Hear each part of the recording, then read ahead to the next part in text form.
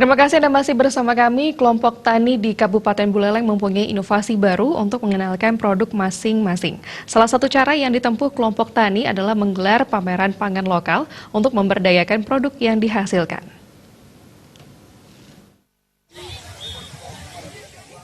Pameran dilakukan untuk memberdayakan menjual berbagai olahan pangan non-beras. Saat ini terdapat sekitar 270 KWT di Bali Utara yang selama ini jarang mendapat kesempatan untuk memamerkan hasil olahan pangan maupun hasil pertanian.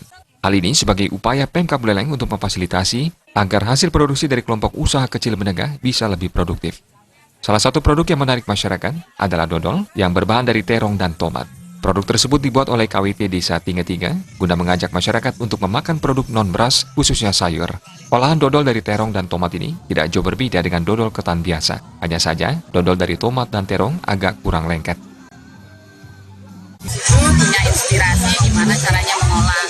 Kemudian ada juga jusnya. Jus sayur hijau ada.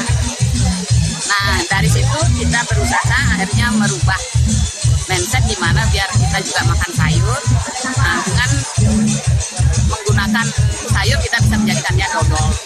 Produk-produk olahan yang inovatif dan tidak hanya sekarang produk-produk olahan itu tidak hanya monoton seperti itu saja, tapi kita selalu bina tiap bulan bersama dengan instansi terkait dari provinsi yang punya keahlian di bidang pengolahan pangan.